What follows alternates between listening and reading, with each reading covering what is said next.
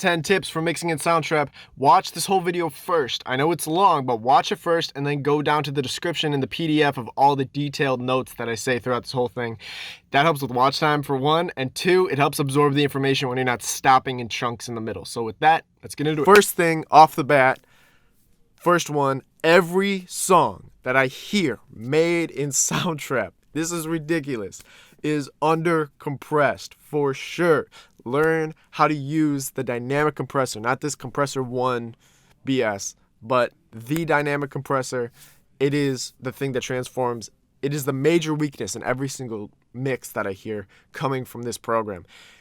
Just a quick tip before I make a whole video on this and get into it. When you're messing around with the dynamic compressor, the attack time being large, so around 120 milliseconds, is going to give a more natural sound to the instrument that you're doing, usually because it lets the compressor act after that attack time, so it lets you have a more natural 120 milliseconds of time in the beginning, which sounds very, very natural, and a shorter attack time, anywhere from 0 to, 60, 70 milliseconds, will give a very compressed, unnatural, squashed kind of sound that pushes things back in the mix.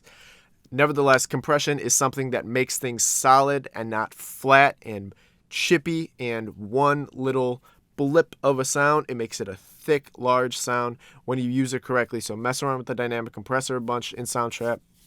It's a major, major thing that people need to do. And the second one is actually something where we get into things that aren't just the program working for itself. These are things I'm like hacking and breaking Soundtrap's method in order to get something good. And the first one is paralleling a reverb track for your vocals. I'll just let you hear this one off the bat. This is what a parallel reverb track sounds like compared to a normal unparalleled reverb track that is very typical of reverbs on vocals in Soundtrap. Here we go. 19, but she know what it do have. Find me. 19, but she know what it do have. Find me, make it dinner for. So you notice it sounded like the voice was separate from the reverb almost a little bit. So the first one felt like it was kind of washed with the reverb. It kind of melded with it a lot more.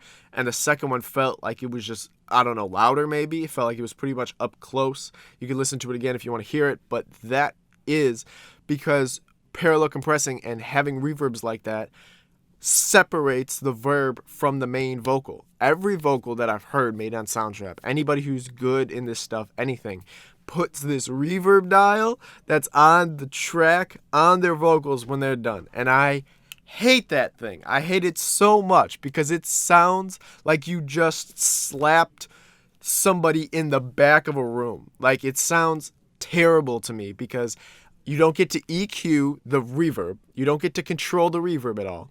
You don't get to separate it from the vocal at all. You don't get to control how long the reverb goes and how messed up it is. Like, it's a good thing as an intro, but if you want to have beyond introductory level knowledge of this stuff and get your mixes sounding pretty tight in Soundtrap, which you totally can, here's how to do it.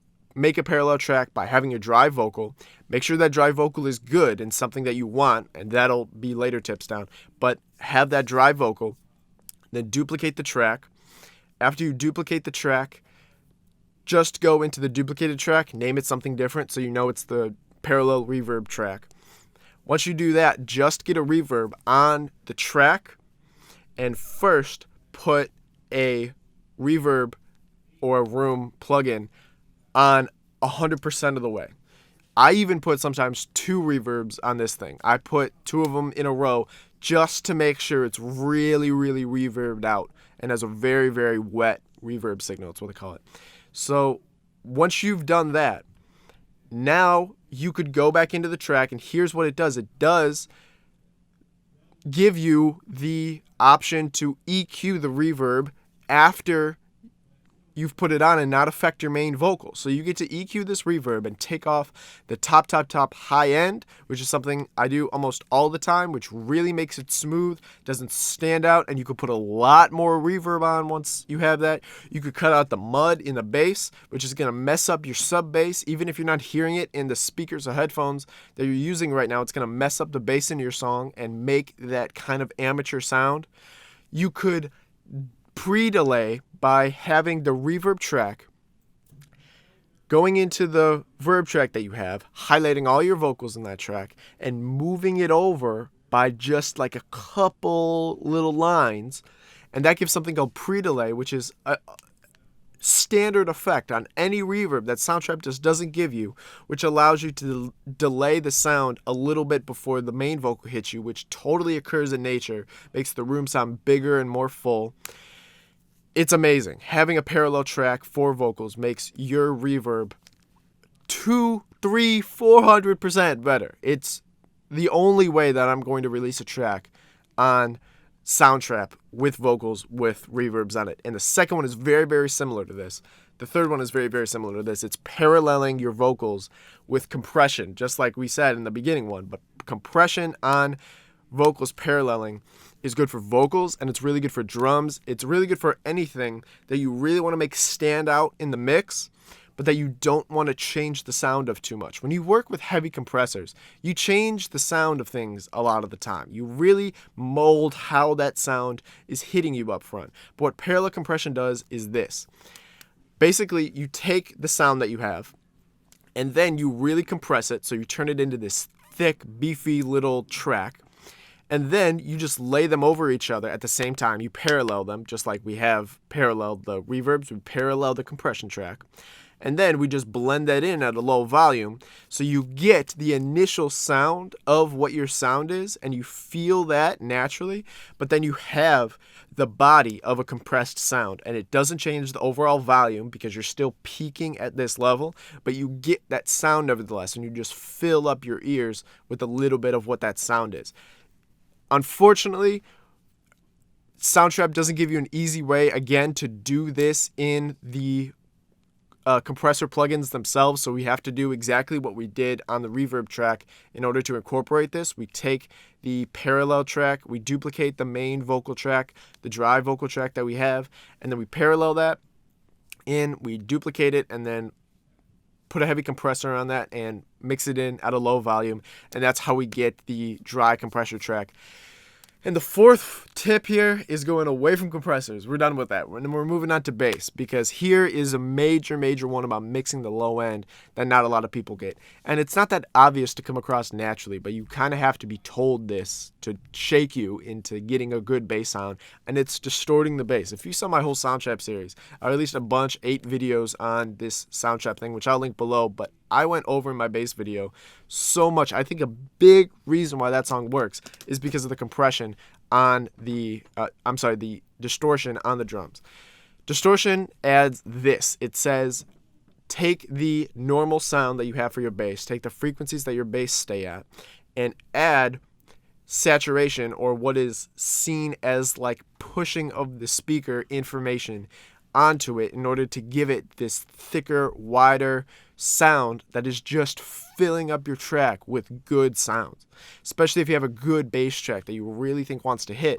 You're also never going to hear your bass in computer or phone speakers if you don't compress, or if you don't distort it a little bit, because distortion adds high frequency information. It adds higher frequency information than your low ones, and your computer can't output low frequencies in the bass. So adding distortion on makes you hear the bass in computer speakers. And you could test this. If you have your bass normally right now and you put a distortion plugin on, you will hear the bass a lot more in your computer speakers than you did when you didn't have it, and the volume didn't change that much. You could even turn the volume really low, but you hear this kind of buzzing at the top. That stuff is good for your track. I don't really like the high end on the bass. I usually take that out with EQ, but nevertheless, add distortion to your bass. And the distortion plugin that I use for Soundtrap is this distortion plugin. It is the most natural, best sounding distortion for bass. I'm pretty sure they should just name it bass distortion, because that's what a lot of people are going to use this for after this, because it isn't fuzz and overdrive, which are basically doing the same thing. Fuzz and overdrive are basically distorting, but they are actually adding compression and EQ on a little bit, and it's just too much for a bass sound. It could totally work sometimes if you're trying to be like Slump God or something like that. You could add this bass, fuzz onto your 808 bass sound, but try with this natural distortion plugin. Even in soft songs, any single song add distortion, just add it a touch. Turn this tone knob how you want it to. That kind of adds the naturalness of how the bass incorporates the distortion. If you have the tone really low, it gives this muffled off kind of sound. If you have the tone really high, it gives this bright kind of sound. But use this distortion plugin for your bass. It's the only thing that is really going to make that sound pro and stick out just a little bit. It almost helps with every single bass sound. So once we're done with that, we're moving all around the song now, not just in the bass, but we're moving on to something I call volume dipping, which I don't see a lot in many people's YouTube tutorials, even big mixers. I don't see a lot of people talk about this, which is pretty crazy to me, and it's something that I learned early on messing around with volume automation in my DAWs and everything. It's when an impact comes. Say you have a vocal line. I'll let you hear this in a second. You take the volume automation and you dip it when the impact and the first hit of drums or anything comes in that you want to have impact. I usually only do it with drums or a bunch of instruments coming in at once. But here's what it sounds like when you volume dip a vocal when drums come in. 19, but she know what it do. Find me. Very, very subtle to hear. I can't even hear it a lot of the time, but what it does is just make the drums pop out more. So you aren't really hearing it in the vocal. The actual goal of this is to not hear it in the vocal at all. You want to volume dip it at such a low, small place that only the affected thing is the drums, and it's like they fill it up. And what it basically just does is dip out the volume and make it seem like the drums are killing that sound and really hitting you compared to what that is, right? There's some quote where it's like, you can't appreciate sound unless you appreciate silence, and I'll link that up there to whoever said it. But that's a cool ass quote, and this is what this is basically on, is that you got to, if you want something to go louder, you make other things go quieter in that moment. That is also a side thing. So this is almost like 2 tips. This is going to be 5B or something, is that volume dipping is basically what side chaining is for the bass. Now, this is where I usually use my one automation in the free version of Soundtrap 4. I'll have a whole song completed, and then what I'll use with the volume automation is going into my bass sound, and every time my kick drum hits, I'm volume dipping the bass just a tad, just for a short amount of time. And what that does is let the transient, the little bit of the beginning of the kick drum, impact you every single time. So it sounds like this kick is just really hard and it's really knocking in your speakers, but you're doing that because you're cutting it in the bass. Now, you don't go too heavy with this. Everybody hates sidechain, and this is what technique it is. Volume dipping the bass when the kick hits is basically sidechaining. Sidechaining your bass to your kick is something that has a bunch of taboo around it in music production. A bunch of people hate it, especially Kenny Beats. And it's because a lot of people just throw these big sidechain plugins on and expect it to have the effect that it has. I never use those plugins because you got to be really careful with this technique, right? If you're cutting the bass so much at these points, it could sound very unnatural. So what I suggest is don't volume dip like this. Don't have a big swoop back into your instrument. Just have that little tick of the information cut once that kick comes in. Don't have this big dipping information once you put your volume automation on there. That's what normal sidechains do. That's what a bunch of sidechains do for dance music, and it might sound good. This, big swoop back might sound good in dance music, but if you want something natural, almost always don't volume dip that heavy. That's how you get out of it. And that is something that Kenny Beats is never going to argue, right? Is that having this little bit of information cut does make your kick drum hit harder and makes your whole track a lot better. The 6th one, we're moving on from 5 now, is something that I kind of mentioned in the beginning when I was talking about compressors. But this is something that I want to go a little bit in depth more because it's a kind of multivariate thing that I don't hear a lot in Soundtrap too. It's a bit of an advanced thing, and it's when you're using compressors. Add depth and create depth in your mix by messing around with the attack times of every one of your compressors. So what does that mean? When you have the dynamic compressor, you have control over the attack time, which we went over earlier. And what that attack time does is give a window in milliseconds. How big is how many milliseconds? the compressor takes to act in. Now, the compressor controls the volume and squashes the volume. It compresses the volume a little bit. So if you have just a little bit of time before you impact it, you're allowing the original sound to sound for that little amount of time. And the ear is pretty tricky. It knows that if something plays for just a little bit and then changes, it's still going to think it's that little bit in the beginning. So by having a small attack time, you're limiting how much the information is there, and by lengthening it, you're increasing the amount that's there. So when you increase the amount that's there, basically, if you have a long attack time on your compressors, what you're doing is allowing the most natural sound to come through, and because that will be loud, what it does is create a clip, transient, higher peak in the beginning of your sound, just like we saw earlier. If you have a short attack time where the compressor is acting immediately when it comes in, you're going to have a flat sound. You're going to have a brick, basically, looking sound. It's going to act immediately, and you're not going to have that little transient in the beginning. What transients do is make things sound closer to you. It's a subtle way of creating depth in your mix.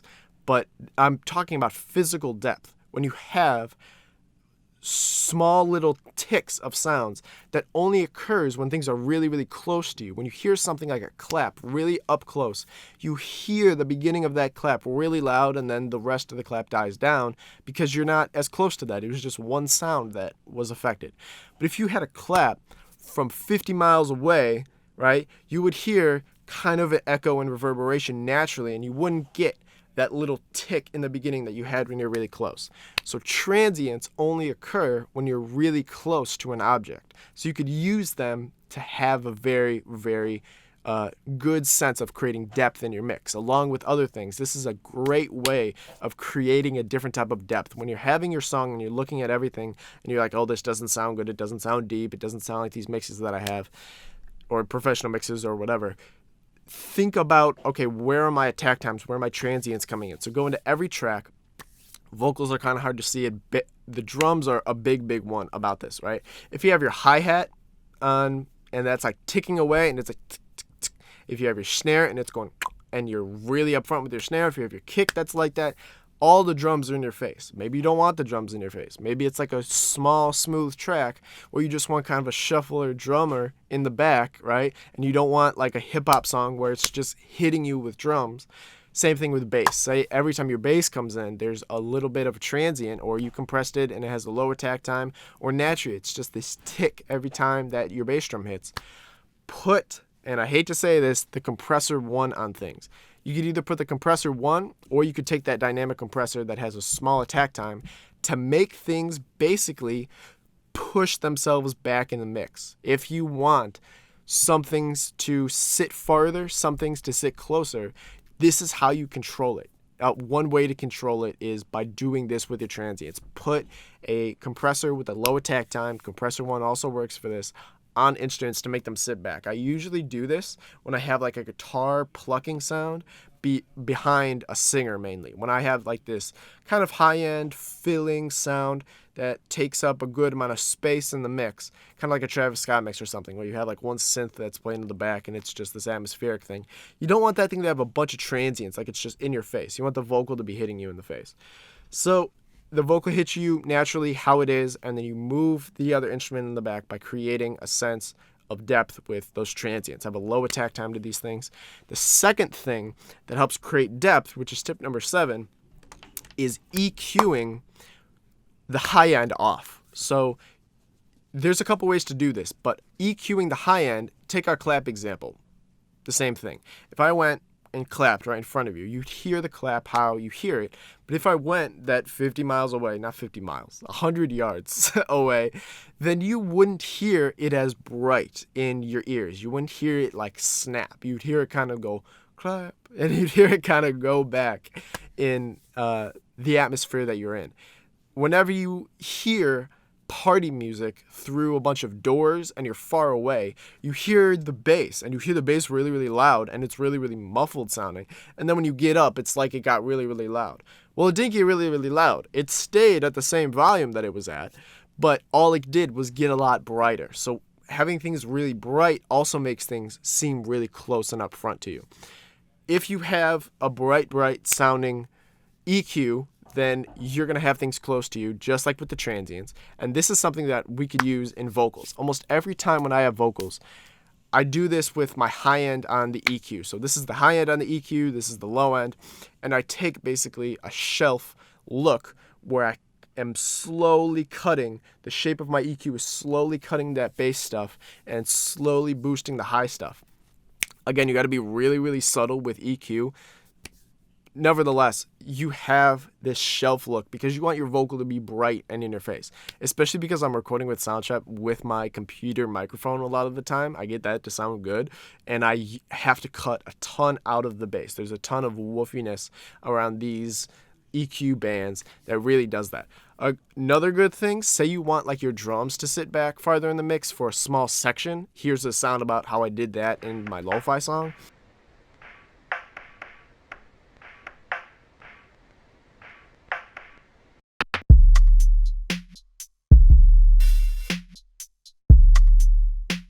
I cut the low end and the high end with this filter plugin. That's another thing that takes the high end off. It's doing the same thing as an EQ, but it's just doing that in a smooth thing so you could do it quickly. So taking the high end off really dulls things, and taking the low end off will really make things seem brighter and more up close. That's another way to create depth. Again, don't go too crazy with this. It's how subtle you do these things. It's how effective they are. And tip number 8 is my favorite tip for all of this, because we're talking about depth right now. We just talked about depth for the past 2 tips. There's depth in life, then there's width in life, and then there's height. Height is something we can't control too much directly. Like there's ways that we can make things seem higher or lower, and that has to do with frequencies. But the biggest one that everybody wants to hear, you instantly make your song sound like it's more professional. I never got this when I was first starting. I went like 3 or 4 years without knowing the power of width in songs. But making your songs wider, making instruments wider, separates them from other instruments, so it gets you a cleaner mix, and it also just makes it sound more professional. It's like the whole track is hugging you. Here's that lo-fi song that I made. That track has 3 layers of piano. So I had 1 piano sound. I started making that song with 1 piano sound. You'll see in the tutorial. And then I was like, oh, I'm going to make this wide. I don't want it to sit in front of your face. I don't want it to be narrow, how all these pianos are basically. So I'm going to create 3 tracks, and then I'm going to make them all have different notes so they're different in each ear, and then I'm going to pan them separately so they're on either side of me, and then it sounds like they're one instrument when you play them all together because it's the same instrument, but it's just wide as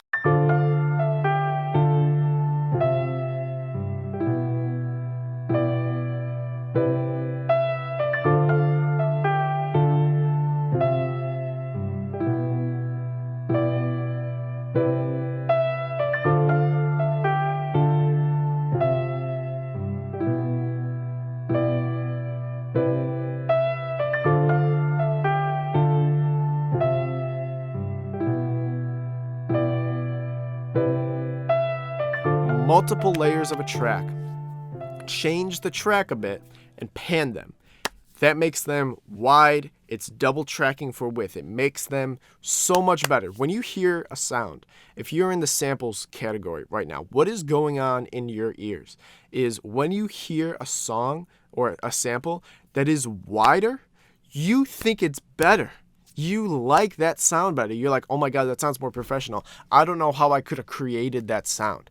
When I used to go into GarageBand on my iPad, my dad had the first iPad so many years ago, and it was the craziest piece of technology I'd ever seen. There was GarageBand on there, and then we'd create our own little songs with this, and then they had little preset loops. Just like in Soundtrap, they have little loops that you could just drag in to your project. I would hear the ones with a bunch of width, and I'm like, oh my God, those things sound so much more professional, and they sound like intentional and good. And that's because like you understand if somebody's sitting in front of you in real life, if they're to the right or to the left of you, and you get this sense that it's not like they're all right here, all right there, that they're like around you and they're wider than just like one little dot that's right in front of your nose or something like that. So it makes it sound more natural. Adding width to things is so important. And the best way to do it, like I said, was double track, separate into 2 tracks, change them a little bit, and then pan them over to the sides. It makes things sound bigger, more in your face.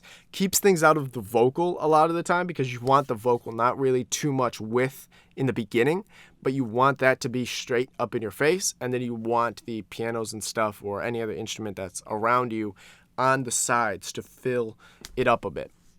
I see that a lot with reverbs too. Reverbs are naturally stereo, which is why we like the effect so much. We think it adds something to the track. It's just adding width to the track. It's naturally a little bit wider than just like straight up the middle.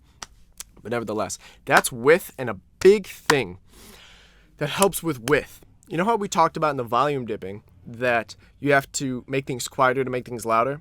Well, in this tip, we have to make things narrower to make things wider. So the things to make things wider are what we did in the last tip. And how to make things more narrow is this tip, and it's using this karaoke plugin.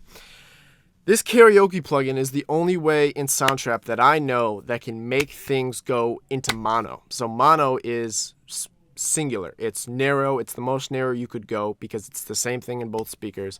Making things mono isn't something that you could just do in the track. I wish Soundtrap will do that. Maybe they'll listen to me and see and implement like a mono switch onto a track. But making things mono in karaoke really adds that narrowness that then you could separate at a separate part of your track and make it just hit you, man. This is what I did with the lo-fi track again, just because it's a good example of these kinds of things, is I took a drum kit, and that drum kit sounds great. It's naturally wide. It has this space to it, and I cranked it with a bunch of reverb before it, and it was super like wide sounding, but I didn't want a big drum. I wanted something narrow to hit you. I wanted like one piano and one drum to hit you because it's almost like deceiving you into thinking the song is going to be a bad song or it's mixed strangely because it's all narrow, right? And then in the big part, I went boof, and I made everything the stereo that it was. Added a new drum kit, panned them a bunch, but I made that drum kit mono with karaoke.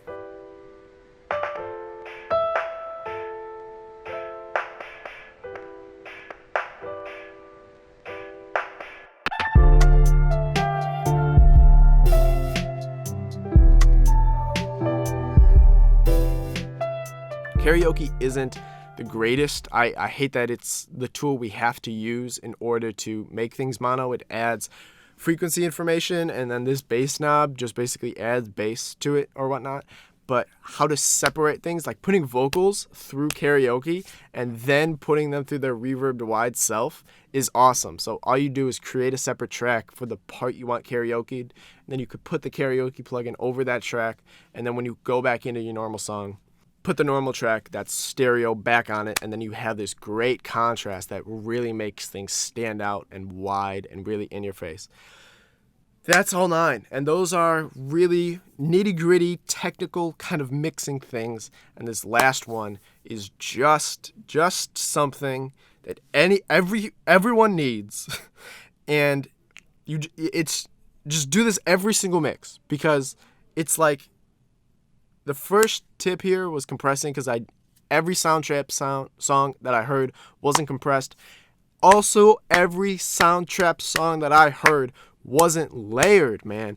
It's the biggest, quickest thing that helps is taking a snare drum that you have. If you have a snare drum, make another track, duplicate that track, and put in another snare sound.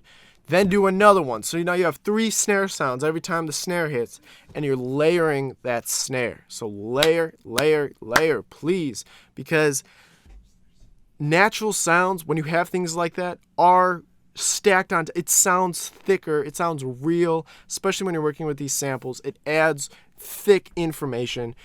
The reason why you're not having good tracks right now is because you have these narrow one little samples, and it sounds like, oh my god, you could tell that I just put a little snare here and a little piano there, and it sounds like cute almost.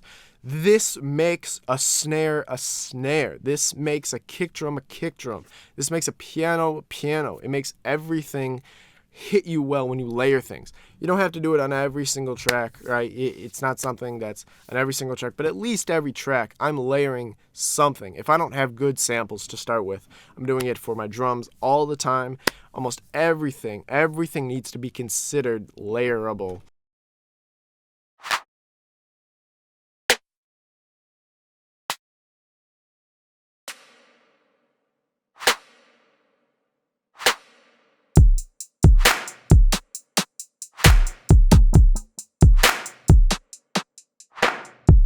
If I missed anything, down below, if you have any questions on anything that I have, leave a comment down below, you guys, and thank you just for watching. A like and a sub, again, I'm a small channel right now, would go a long way for somebody like me. I put a lot of effort into these videos, and I'm just trying to give you guys as much information as I can. With that, as always, there's my sample packs down below that are just free. I'm not getting your email with the sample packs. I'm not trying to put in your credit card or something. I'm not trying to get anything. They're just Google Drive downloads of good drum files that I have, the lo-fi one and the main one. Go and try, download those packs. Thank you guys just for watching. I appreciate you so much, and I will catch you in the next one. Peace.